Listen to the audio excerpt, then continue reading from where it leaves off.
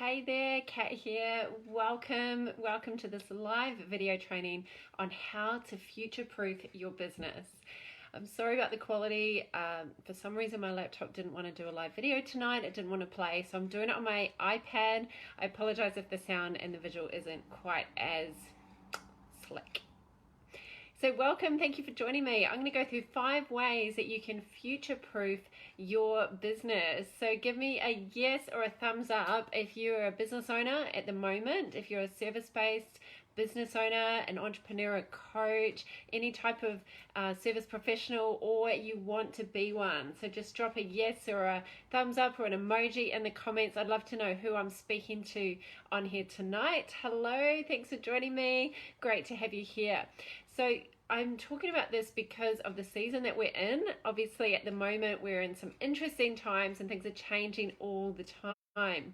But like always, we always need to be investing into understanding how to make sure that we're keeping up with the trends, keeping up with the current technology that's available to us as business owners, and making sure that we're not getting left behind. So grab a pen and a notebook if you haven't already. Make some notes. Hello, Caroline. Hi, Cynthia. Hi, Hannah. Hi, Angie. Hi, those of you who I can't quite see because my paper is blocking the the eyes. So I'm going to go through how to future-proof your business. If you've ever had thoughts about whether you want to go into business full-time for yourself, whether you want to have a part-time business on your own, whether you want to leave your full-time job and run a business on your own completely, or whether you want to run a little bit of a side hustle, then you've probably thought about the fact that the world is changing a lot at the moment, and what does that mean for business owners? So we've always got to be upskilling and being current. So here are 5 ways that you can make sure that you future-proof your business. The first one is, number 1, be tech savvy. Be tech savvy. Now, I'm sure you've noticed that technology is changing at a really rapid rate, right? Technology is changing and evolving so fast. So we've got to be able to keep up. So there are a few things in technology as a business owner that I recommend that you make sure that you're on top of. The first thing is video. So at the moment, when we can't run live events, when we can't do any live seminars or workshops or anything like that, it's so important that you get your skill up to speed with video software, Facebook Lives, and also online platforms where you can have group chats and conversations online. So I always use Zoom because Zoom to me has been the one that I've found the most success with. There's so many amazing there is so much amazing functionality on Zoom. I was assisting in a course over the last 6 days where there was 70 participants on the call on Zoom, and it was actually a coaching certification. And the International Coaching Federation have changed their rules during COVID-19 season to be able to qualify coaches online at the moment. It's never happened before. And it was incredible being part of this kind of world first of having people coach each other in an online platform. And I was able to jump into the different breakout rooms and assist and help people observe their coaching. And it was so interesting because at the end of the 6 days, it went from 10 a.m. till 6:30 p.m. for 6 days straight. This was Authentic Education, did a poll, and 79% of people actually said that they enjoyed the online event more than they did the live event, which I found fascinating. I don't know, it was because, there's a host of reasons, pros and cons to live and to online, right?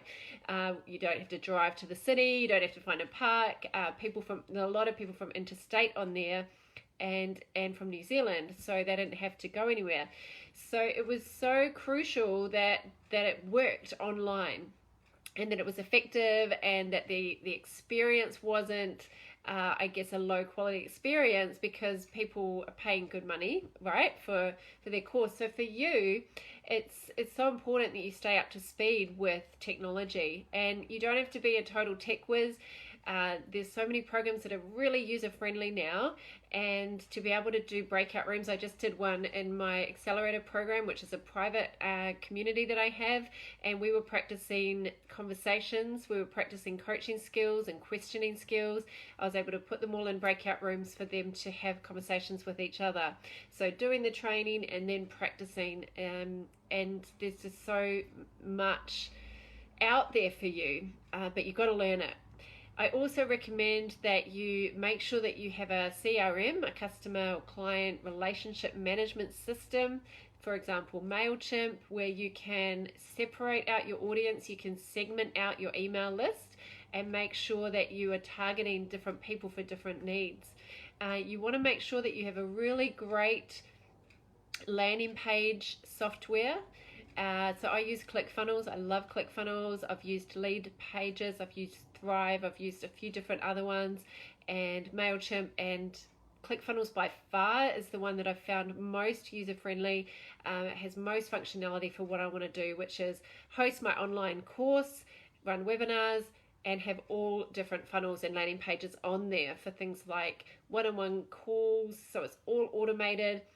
You want to make sure that you've got an online calendar, so you're across that technology, so that you're not running a manual old school business. This is how we future-proof our business. We make sure that we teach ourselves and we learn the skills. Otherwise, we're just going to be left behind. So make sure that you've got a great video tool. Make sure you've got a CRM.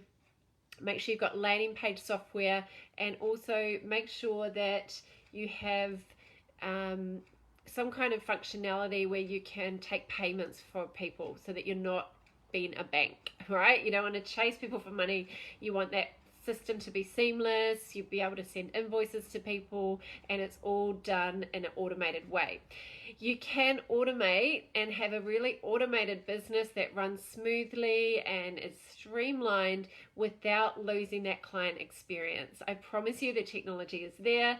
You can do it, but you do need to upskill in that area. Hannah says funnels are life, right? Funnels have literally changed my life. They are life-changing. I never thought that I would be the kind of person that would sit down and learn how to create marketing funnels. But I'm so grateful that I have, because now I'll get an idea. I had an idea yesterday, and by today, the landing page, the funnel, everything is all set up. I can do it in about 45 minutes now, from start to finish, from idea in my head that I want to run an online event all the way through to having it done, having the funnel set up. And I'm not one of those techie codey type people. I was a personal trainer for 10 years, but now as a business coach, I make sure that I'm upskilling on all the technology. And if you want to last in business, that's really important. So that's number one. Number two is to build your personal brand. To build your personal brand. So it's so important that you are always being visible. You are out there, you are talking to your people. There's a tribe of people that you are here to serve. You are here to help. You are here to grow and build and have community and be a community leader. You know, really step up as a thought leader. You have skills and knowledge and experience and stories and hard work and everything, personality that makes up you. And I know that you might feel like you're competing with a whole lot of people, but really you aren't.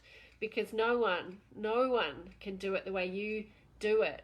No one has got your unique DNA, your unique mission here on this planet, and people are struggling that you can help. You can absolutely help them. And it's so important that you are out there. You are showing up to your Facebook group, to your communities online, that you are jumping on video so that people can connect with you, and you're giving value. This is all part of building your personal brand. A brand isn't a logo. It's not your pretty colors. That's part of branding. But the most important thing in branding is that you're showing up, that you are giving value, and that you are helping people, that you are providing value through your content, through your videos, through your writing. And you can do that even while you're still working in another job. You know, if you're still working for another company, you can build your personal brand while you're doing that. It doesn't have to take a long time. It just takes intentionality, because you might work for someone, things will come and go, jobs will shift and change, but you are the one that will always be you. So when I was contracting, when I was working as a trainer and assessor, when I first moved to Sydney, when I was contracting out as a business lecturer, as a personal trainer, as all sorts of different contracts, I would always tell people I have my own business. I'd always have my website. I was always building that personal brand. I wouldn't build someone else's business. It was always building katmillar.com. That was the priority, and I recommend that you do the same. Number 3 is to extend your network. Extend your network. So there's many ways you can do that. You can, obviously at the moment, we've got online. We're not going to business breakfasts and seminars and conferences and things in person at the moment, but you've got all of that online space. So what I recommend that you do in order to position yourself as someone who is a thought leader, who has influence, who has value, is to start running your own online events. And you can do webinars, you can do summits, you can do Facebook challenges. There's a whole lot of things you can do. You can do one-day workshops online, all possible with the power of technology. And you also want to position yourself to be an invited guest, a guest speaker. And I've done about maybe 7 of these during March and April and May during this season of the pandemic, and people have just asked me, hey, do you want to come and speak on my podcast? I've done 2 or 3 podcast interviews. I've done a couple of summits. So Lisa Guinimek, sorry, I don't know how to pronounce your surname properly, but Lisa invited me to her Chaos to Calm Summit as a speaker, and then I spoke at the Mindful Wellbeing Summit that Kim Transflores did. I've got another one this Friday, which is a networking and business event. So just put yourself out there so that you get invited as a guest.